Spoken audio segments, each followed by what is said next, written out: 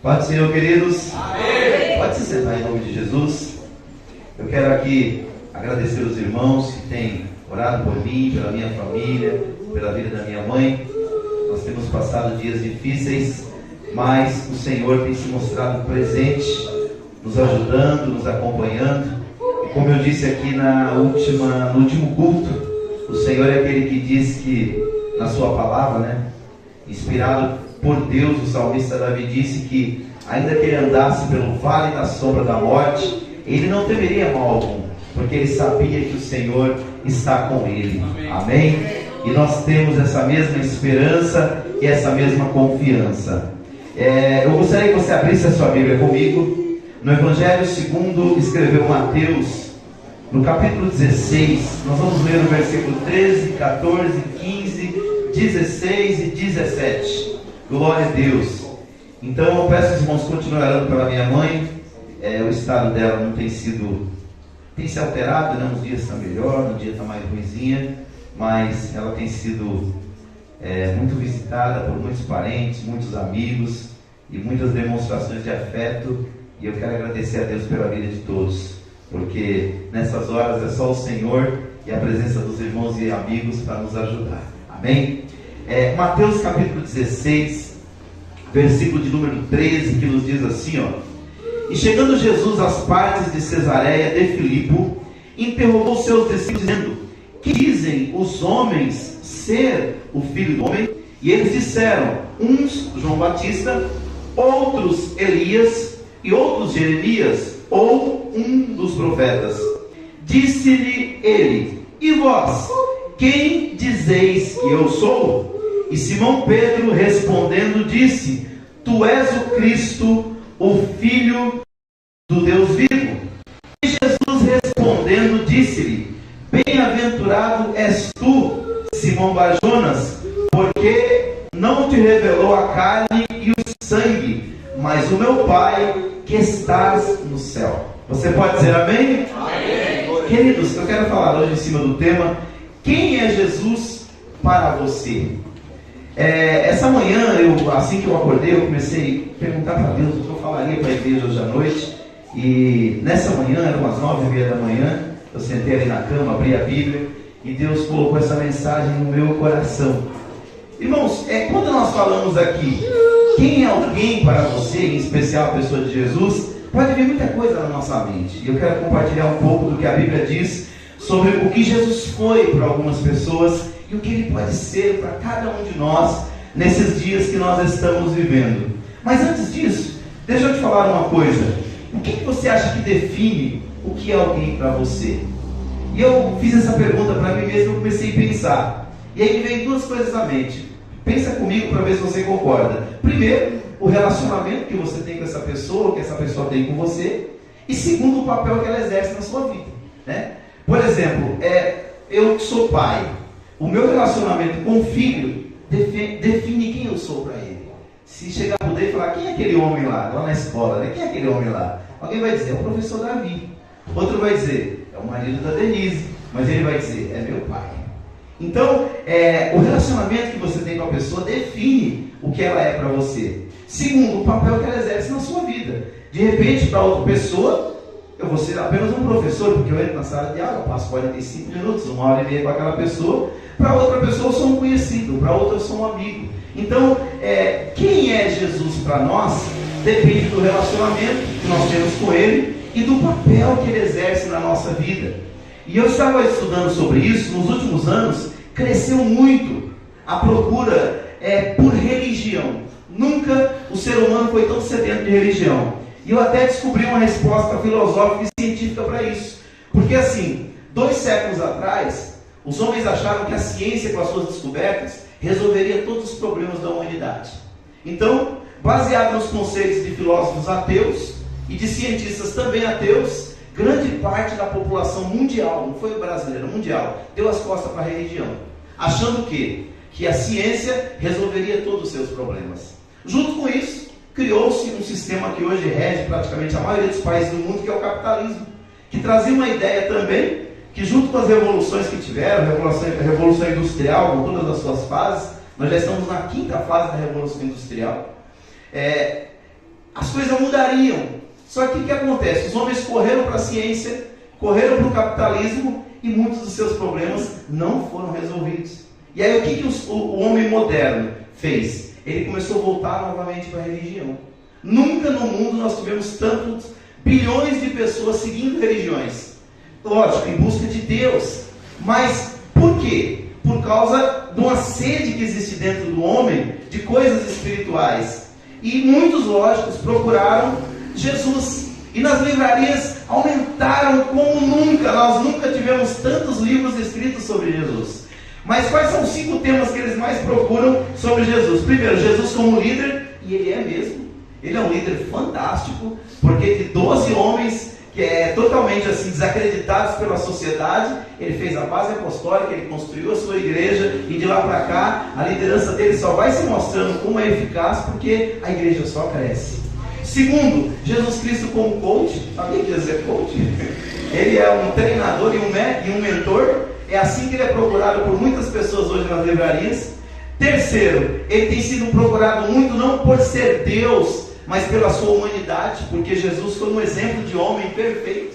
O que o homem deve ser, Jesus assim mostrou durante a sua vida. Quarto lugar, Jesus como psicólogo, porque as 3 maiores doenças do século 21 envolvem o quê? A mente. Nós temos aí um povo que está sofrendo muito da depressão, excesso de pensar em coisa ruim do passado. Temos uma outra galera que está super ansiosa, excesso de pensar no futuro, também é problema na mente. E terceiro, excesso de estresse, excesso de problemas na mente no momento presente. Aí correram para as livrarias e descobriram que Jesus também é um excelente psicólogo. E um outro grupo começou a procurar Jesus como médico, porque, como eu falei, a medicina não resolveu muitos problemas dos seres humanos. Então o que eles fizeram? Eles viram que Jesus sempre teve uma proposta de ser, de uma proposta saudável, mas não só para o corpo, mas também para o espírito e também para a alma. Então, quando você fala de Jesus procurado nas livrarias, os 3 títulos de livros que mais vendem sobre Jesus é Jesus líder, Jesus coach, Jesus médico, Jesus homem e Jesus psicólogo. Eu não estou falando que ele não é isso, porque ele é isso e muito mais. Se você ler os evangelhos, você vai ver Jesus dando exemplo desses 5 patamares ou níveis ou aspectos da sua personalidade. Só que ele é isso e muito mais. Diga assim, ele é muito mais. Ele é muito mais mesmo, irmãos. E para nós que conhecemos a palavra de Deus, tivemos um encontro pessoal com ele, quando fala de Jesus, nós lembramos, pelo menos eu me lembro, não quero que você lembre como eu, porque cada um tem as suas lembranças. Eu lembro dele como o meu Salvador.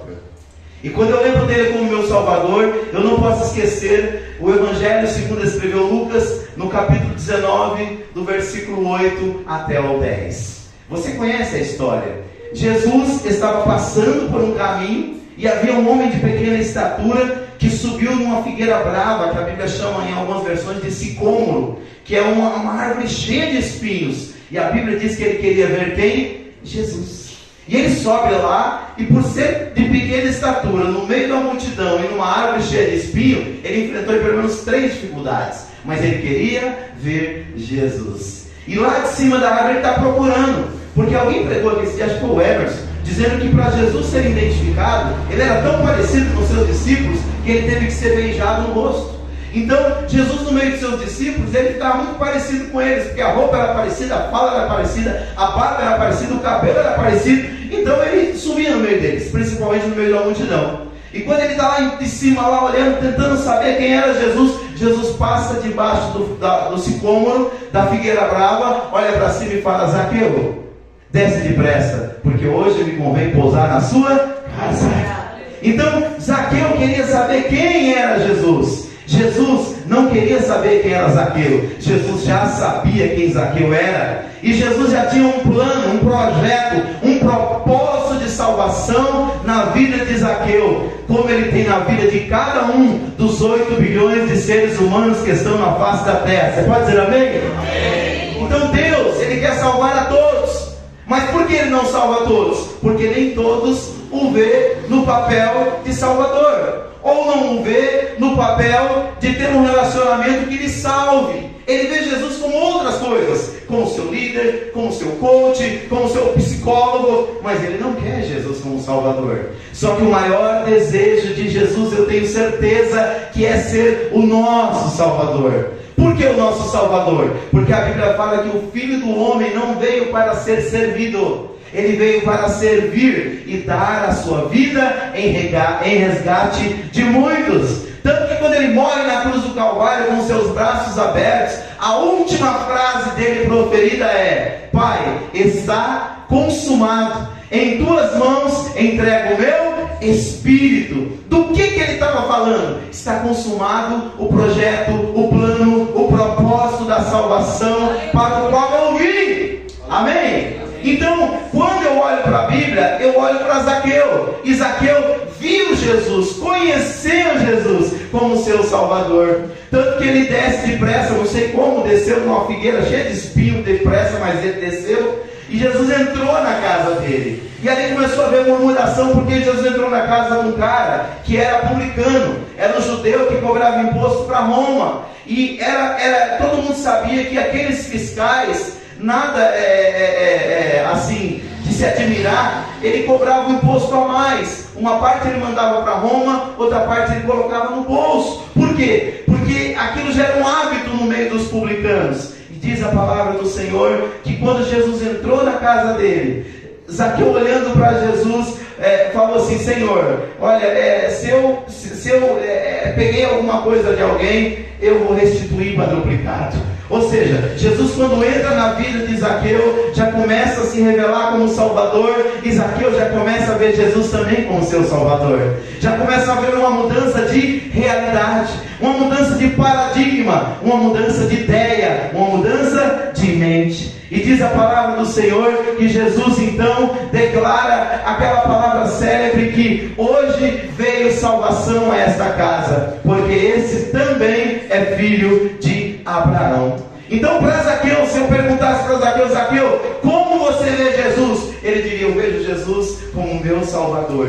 E do que Jesus salvou Zaqueu? Primeiro, salvou ele do pecado. Porque esse é o propósito de Deus. O ser humano é pecador, o ser humano tem iniquidade, o ser humano tem pecados, e ele precisa o quê? De um Salvador que lhe perdoe os seus pecados. Mas não é só isso, Jesus nos salva também da morte eterna, porque a Bíblia diz que a alma que pecar essa morrerá. E não é só fisicamente, e não é só espiritualmente, é também eternamente, porque a palavra morte significa separação dos mortos, dos vivos com os mortos, do espírito e da alma com o corpo, e de Deus para com o homem. São 3 tipos de separação. Mas quando o homem aceita Jesus, diz a palavra do Senhor lá no capítulo 5, segundo escreveu João, Jesus falou: aquele que crê em mim já tem a vida eterna, não morrerá, mas passará da morte para a vida. Então Jesus nos salva o quê? Da morte eterna, da separação eterna dele. Então, se você está aí do outro lado acompanhando esta live ou essa gravação num dia posterior, e você entende que você é um pecador, entenda: como Zaqueu, você precisa de Jesus. Como Zaqueu, você precisa de um Salvador. Mas para isso você tem que crer que ele não é apenas um líder, ele não é apenas um médico, ele não é apenas o maior exemplo de homens. Ele é o teu Salvador, ele é o meu Salvador, ele é o nosso Salvador. Em terceiro lugar, ele também é o nosso Salvador, porque ele nos liberta da escravidão maligna. Irmãos, o homem sem Deus, ele não é só escravo dos seus pecados, ele não é só escravo de um sistema, ele é escravo do diabo. E a Bíblia diz isso, porque lá em João capítulo 10, versículo 10, numa metáfora bíblica, Jesus diz o seguinte: que o ladrão não vem senão roubar, matar e destruir. E esse é um ladrão que escraviza. Quantas pessoas que prometem para o pai ou para a mãe: olha, eu nunca mais vou beber, eu nunca mais vou me drogar. Promete para a esposa: eu nunca mais vou me prostituir. Mas quando passa alguns dias, lá está a pessoa novamente na droga, na bebida, na prostituição. Por quê, irmãos? porque existe uma coisa chamada escravidão espiritual. Mas Jesus, como Salvador, da mesma forma que Ele fez na vida de Zaqueu, da mesma forma que Ele fez na sua vida, Ele pode fazer na vida dessa pessoa também. Então, quando nós recebemos a Jesus na nossa casa, nós estamos recebendo um Salvador. Diga, um Salvador. Mas, irmãos, além disso, quando eu olho um pouquinho mais para frente na Bíblia, eu chego no Evangelho segundo escreveu Marcos, no capítulo 5, e lá tinha um homem do estado muito caótico. A Bíblia diz que era um homem que era endemoniado. Quem aqui já expulsou demônio de pessoa endemoniada? Ou já viu uma pessoa endemoniada? É um negócio fora de série. O homem fica com uma força descomunal. Parece que é outra pessoa. Pessoa que não consegue muitas vezes levantar 100 quilos, levanta 3, 4, 5 homens com facilidade. Eu vi isso algumas vezes, algumas possessões. Eu vi um homem endemoniado chutar um banco de 3 metros daqui lá no meio da igreja e sair andando como se nada tivesse acontecido. Qualquer pessoa normalmente quebraria o pé, mas aquele homem não fez isso porque ele estava possesso, ele estava cheio de demônios. E nessa história do capítulo 5 de Marcos, assim está um homem oprimido pelo diabo. A Bíblia chama ele de endemoniado gadareno, porque ele estava numa cidade chamada Gadara. E Jesus, quando chega ali, fica sabendo que aquele homem está sendo oprimido. Ele era vestido pelos seus amigos, pela sua família, ele rasgava as suas roupas, ele era trazido para dentro de casa, ele fugia de casa e entrava no cemitério, ele era amarrado com correntes, ele quebrava as correntes, porque era a força do diabo na vida dele. Irmãos, muitas das vezes, sabe o que nós precisamos? De olhos espirituais, para ver as coisas como Deus vê. Porque muitas das vezes tem alguém na sua família que está escravizado pelos vícios, e às vezes até a gente que é crente fala, isso é falta de vontade, isso é pouca força, é porque a pessoa não quer, é porque a pessoa não deseja. Nós muitas vezes não falamos, mas fazemos um julgamento na mente. E muitas vezes por trás daquilo existe uma opressão maligna, existe uma opressão demoníaca. Mas deixa eu te falar uma coisa: da mesma forma que Jesus no passado mudou a vida do gadareno, em pleno século 21, ele ainda muda a vida das pessoas, amém? E diz a palavra do Senhor que Jesus pisa na cidade. Quando ele pisa na cidade, que vai na direção do homem, os demônios se manifestam. Eles dizem, Senhor, porque o diabo sabe que Jesus é Senhor, e diz assim, por que vieste nos atormentar antes do tempo? Por que antes do tempo? Porque a Bíblia já estabelece um dia em que os demônios serão julgados e lançados no lago de fogo, e ele sabe disso, e eles no plural sabem disso. Mas ali Jesus olha para ele e não discute com ele, não entrevista ele, não pergunta o que ele ganhou na cachoeira para escravizar aquela vida. Jesus fala para ele simplesmente, cala-te. E ele diz, olha, se o Senhor vai nos expulsar, pelo menos deixa a gente sair aqui, entrar naquela manada de porcos. E o Senhor permite. E diz a palavra do Senhor que o demônio sai daquele homem, entra numa manada de porcos que se precipitam ali num grande penhasco e todos morrem. Sabe o que Jesus queria ilustrar, irmãos? O que o diabo fez na vida daqueles animais irracionais é o que ele deseja fazer na vida de todo homem, na vida de toda mulher. Sabe por que o diabo luta tanto para os nossos jovens não ficar na casa de Deus? Porque ele sabe que se ele matar o jovem lá no mundo sem Deus, ele leva ele para o lago de fogo junto com ele no futuro. Então, irmãos, nós devemos ter olhos espirituais e repreender muitas coisas, porque o Senhor nos deu autoridade.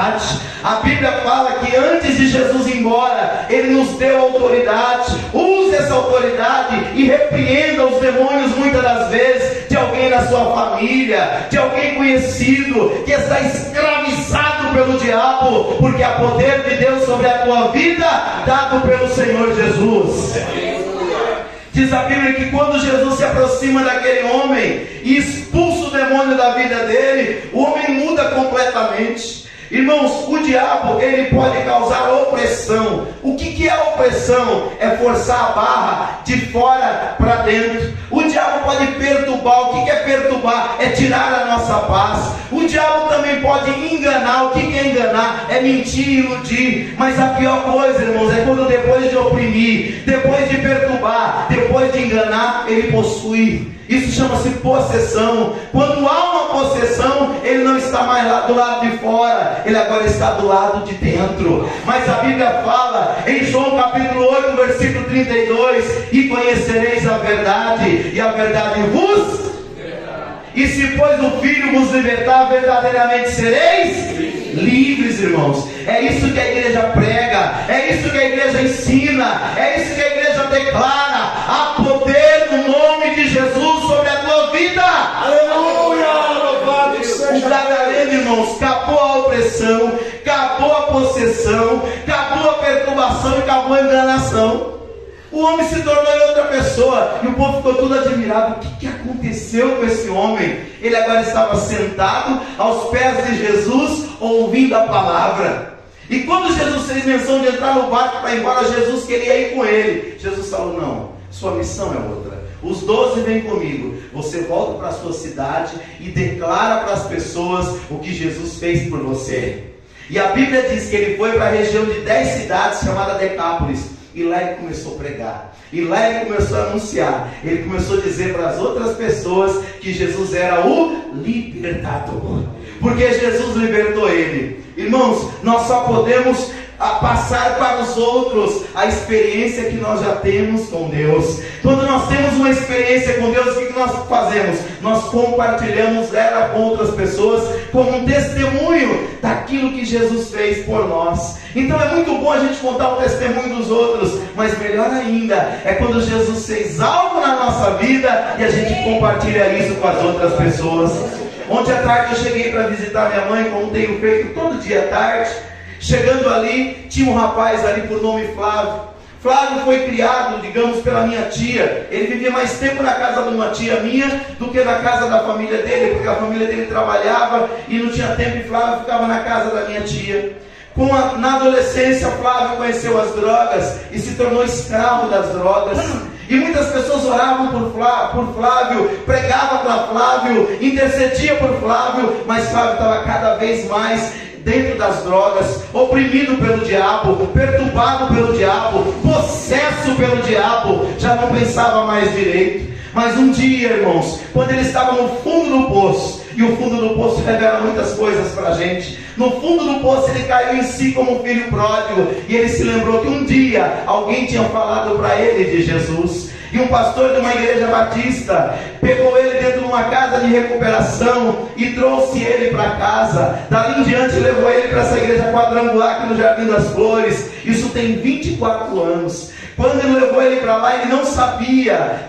É por isso que eu falo que Deus é maravilhoso. Deus já estava trabalhando na vida da esposa dele. Enquanto ele estava lá na casa de recuperação, Deus já estava levando a esposa dele para essa mesma igreja. E ele nem sabia, ele nem imaginava. Quando chegou ali, os dois aceitaram a Jesus. Ontem encontrei com o Flávio. Flávio era um palito, irmão, um magrelo, destruído pelas drogas. Hoje, há 24 anos, ele é um servo de Deus. Ele é um pai de família. Ele é um obreiro da igreja. E há alguns anos foi consagrado ao ministério pastoral. Irmãos, Jesus é Salvador e Jesus é libertador. Posso ouvir um amém? Nós precisamos crer nisso, irmãos, porque é isso que muda a vida das pessoas. Foi isso que mudou a tua vida, foi isso que mudou a minha vida. Quando ninguém achava que não tinha mais jeito, quando alguém achava que não tinha mais jeito, Jesus olhou para nós e disse: tem jeito com o Beto, tem jeito com o Francisco, tem jeito com o Marcos, tem jeito com o Dorival, tem jeito com o Davi. E hoje nós estamos aqui rendendo graças ao Senhor, porque Ele é Salvador, porque Ele é libertador. Louvado seja Deus. Glória a Deus. Então, se eu perguntasse para o Gadareno: o que é Jesus para você? Ele diria: Jesus é o meu libertador.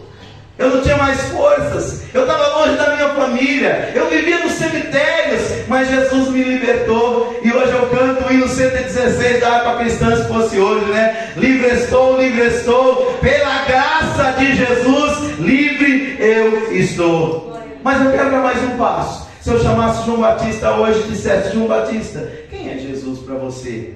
Ele ia dizer: olha, um dia eu estava batizando lá nas águas do Rio Jordão. Batizava soldado, batizava pessoas que se arrependiam, batizava muitas pessoas. Mas de repente, no meio daquele povo veio alguém diferente. E o Espírito Santo falou para mim que aquele sobre o qual eu visse descer o Espírito Santo sobre ele é o Messias. E na hora o Espírito Santo me encheu. E eu falei: epa, para aí, para o culto. Deixa eu entregar uma profecia de olhos abertos. João capítulo 1, versículo de número 29. Ele disse: está no meio de vós o Cordeiro de Deus, que tira o pecado do mundo. Então, João Batista, quem é Jesus para você? Ele, para mim, Jesus é o Cordeiro de Deus que tira o pecado do mundo. Irmãos, o diabo ele luta de duas formas com as pessoas. Primeiro, ele não quer que a gente aceite a Cristo. Ele faz de tudo: embaraço, opressão, possessão, perturbação e enganação, para a gente não ir. Aí a gente se entrega para Jesus. Sabe o que ele faz? Aí ele começa a trabalhar com outra ferramenta dele, que é a quinta. Eu falei de opressão, perturbação, possessão e enganação. Ele começa a trabalhar com a acusação. Ou seja, a gente aceita Cristo, a gente está na casa do Pai, a gente sabe que o sangue de Jesus nos limpa e nos purifica de todo pecado, mas ele fica nos acusando o tempo todo. Pensa num pescador velho sem vergonha. Vai lá no nosso passado e fica caçando coisa para passar na nossa mente, para passar no nosso rosto, para passar na nossa vida. E quando nós não conhecemos a palavra, isso nos desestabiliza. Vou falar para você: crente não pode ser possesso. Eu não acredito que o crente pode ser possesso, mas o crente pode ser perturbado, oprimido e pode ser muitas vezes enganado se não vigiar. Por quê? Por causa da acusação do diabo. Então, por que eu estou pregando isso num culto de Santa Ceia? Porque a Bíblia fala que daqui a pouco nós vamos cear. E quando a gente vai cear, o que a gente faz? Examine-se o homem a si mesmo. E aí o que o diabo faz? Ele quer fazer como ele fez com Jesus. Ele quer usar a palavra contra nós, dizendo: olha, você não é digno de participar da mesa do Senhor, porque você pecou, porque você errou, porque você transgrediu. Meu querido, deixa eu dizer para você: não há um homem sequer que só faça o bem e que nunca peque. Já dizia Salomão 1000 anos antes de Cristo. De lá para cá a coisa não melhorou, pelo contrário, só piorou. Nós estamos aqui por causa da maravilhosa graça de Jesus, por causa de um Deus muito maravilhoso, não é por causa dos nossos méritos. Então, irmãos, Jesus, ele é o Cordeiro de Deus que tira o pecado do mundo. E o que é tirar o pecado do mundo? É do planeta Terra? Não, o mundo ali são pessoas. Ele que tira o pecado das pessoas. Porque depois que aceitamos a Cristo, nos arrependemos das nossas iniquidades, a Bíblia diz que se nós andarmos na luz, como Ele na luz está, nós temos comunhão uns com os outros. E o sangue de Jesus Cristo, seu Filho, nos purifica de todo o pecado. Não é o meu mérito, não é o teu mérito, não é a graça de Jesus. E ele diz que se nós dissermos que não temos pecado, enganamos a nós mesmos e a verdade não está em nós. Mas se confessarmos os nossos pecados, Ele é fiel e justo para nos perdoar e nos purificar de toda iniquidade. Posso ouvir um amém? Amém? Esse é o projeto de Deus. Então, se eu chamasse João, você que é o batista, por que batiza? Diga para mim quem é Jesus para você. Ele dizia: Ele é o Cordeiro de Deus que tira o pecado do mundo. Glória a Deus. E para encerrarmos a mensagem nesta noite, quero convidar aqui também o Pedro. Pedro teve duas experiências muito lindas com Jesus. Uma ele teve em Lucas capítulo 1, do capítulo 5, do versículo 1 ao 7. A outra ele teve em João capítulo 21, a partir do versículo de número 6. Mas as duas foram muito semelhantes, para provar que Jesus não muda, mas a gente muda muito. Esse homem aqui, no começo do ministério dele, antes de ser chamado por Jesus, ele estava pescando. Pescador profissional, porreta, sabia o que fazia, trazia alimento para dentro de casa, sustentava a família. Segundo alguns estudiosos da Bíblia, tinha até uma mini empresa lá de peixe. Mas o que acontece? Uma micro empresa de peixe. Mas o que aconteceu? Nesse dia ele trabalhou a noite inteira e não pescou nada. Sabe o que aconteceu? De manhã ele está lavando as redes. Ele está lavando as redes. E a Bíblia diz que Jesus se apresenta para ele. Para ele, para o seu irmão, para Tiago e também para o irmão de Tiago, André, Pedro, Tiago e João, os 4 irmãos. E chegando ali, 2 duplas de irmãos. Chegando ali, Jesus pega o barco dele, usa o barco dele para pregar, e quando termina de pregar, ele fala: vai para o mar, pega a sua rede e lança no mar. Ele fala: mestre, nós pescamos a noite inteira, mas não pegamos nada. Mas sob a tua palavra vou lançar a rede. E diz a palavra que ele lança a rede. E quando ele puxa a rede vem quase que rasgando de tanto peixe que tinha. Então se eu perguntasse para Pedro: Pedro, quem é Jesus para você? Ele diria: ele é o grande mestre. E eu perguntaria para Pedro: não, mas por que ele é o grande mestre? Ele dizia: porque ele é o professor que sabe o que ninguém sabe. E ele é o professor que ensina o que ninguém ensina. Eu diria para ele: Pedro, o que ele te ensinou? Ele falou: eu sou pescador veterano, mas eu não sabia onde é que estava o peixe. E Jesus me ensinou aonde está o peixe. Por que eu estou dizendo isso, irmãos? Porque hoje tem questões na sua vida e na minha vida que a gente não sabe o que fazer. E a gente precisa de um grande mestre. A gente precisa de um grande ensinador. E quando você olha para a Bíblia, está lá em Tiago capítulo 1, versículo 5, diz assim: olha, quem tem não precisa. Diz assim: quem não tem sabedoria, peça a Deus, porque Ele te responde e não lança no rosto. Sabe aquele amigo que faz um favor e diz: eu te fiz um favor, hein? Não esquece, não. Jesus não é assim. Jesus faz e acabou. Ele fez, está feito. Irmãos, no início do ministério, antes de começar o ministério de Pedro, já estou terminando, Jesus fez esse milagre. Depois que Pedro negou Jesus, depois da ressurreição de Cristo, Jesus apareceu lá na praia. E onde estava Pedro? Abandonou o ofício de pregador que Jesus deu para ele, abandonou o ofício de apóstolo e foi pescar. Estava lá, dando murro em ponto de faca, não pescou nada. Olha a experiência se repetindo para o grande mestre se revelar de novo. Chegou na praia, todo decepcionado, não reconheceu que era Jesus, estava meio desviado, ficou peladão na praia. Lá na Bíblia diz a palavra que no meio de tudo aquilo, Jesus falou: dá um peixe aí para eu comer. Eles falaram: não pescamos nada. Jesus falou: volta para o mar e vocês vão lançar a rede do lado direito. Lá em Lucas não fala onde é para lançar a rede. Lá em João fala que é do lado direito. Mostra que o professor sabe das coisas. E o professor é Jesus. E diz a Bíblia que naquele momento eles foram para o mar. Mesma situação, pescaram a noite inteira, não pegaram nada. E aí o que aconteceu? Lançaram a rede. Aonde? Do lado direito. Quem mandou? O grande mestre. Quando eles puxaram a rede, olha a experiência de 3 anos atrás se repetindo. A rede estava quase rasgando, tiveram que chamar outro barco para novamente ser socorrido. Quando ele voltou, João bateu o olho e falou: peraí, eu lembro dessa experiência.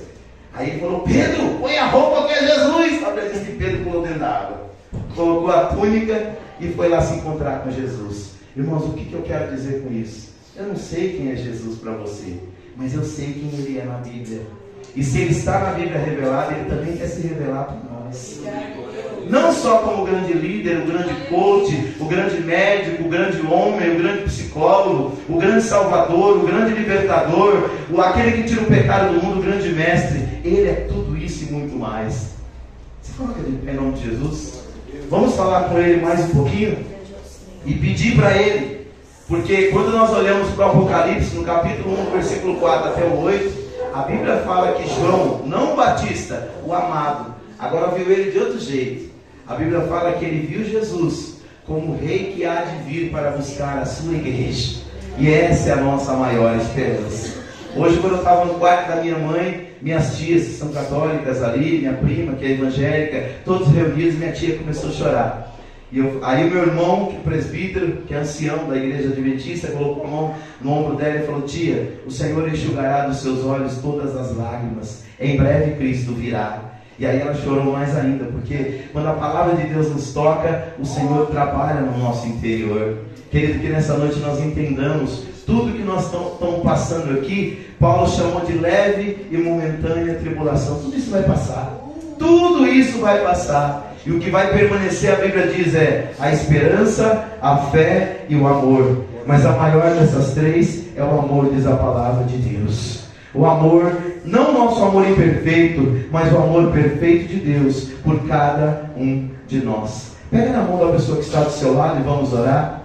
Vamos orar. Nesse momento você não vai orar por você, você vai orar por Ele. Aquilo que o Espírito Santo colocar nos seus lábios, você vai orar pela vida dele, e eu vou orar pela sua vida.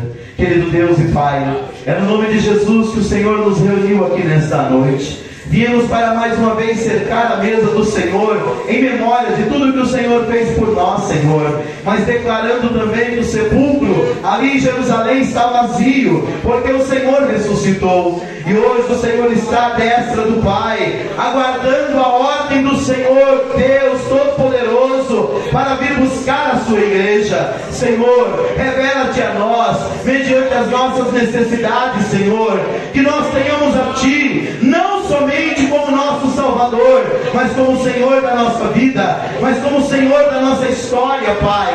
Nós somos totalmente dependentes de Ti, Senhor, e nós te pedimos, revela-te a nós a cada dia, mediante as nossas necessidades, porque a Tua palavra diz, na expressão do meio nazareno, que o Senhor é um Pai, e o Senhor é um Pai bom, que se compraz, meu Deus, em abençoar os seus filhos, e nós te agradecemos por esta paternidade, ó Senhor, porque não fomos comprados com ouro, nem com prata, pela nossa vã maneira de viver, mas pelo sangue de Jesus Cristo, que foi vertido por nós, ali na cruz do Calvário. Queremos te pedir agora perdão pelos nossos pecados, porque queremos celebrar a ceia do Senhor, em gratidão, com alegria, por tudo que o Senhor é, e por tudo que o Senhor faz. Assim nós oramos, Pai, te pedindo e te agradecendo, no nome precioso de Jesus. Sente-se e aplauda bem forte o nome do nosso Senhor e Salvador Jesus Cristo, por favor.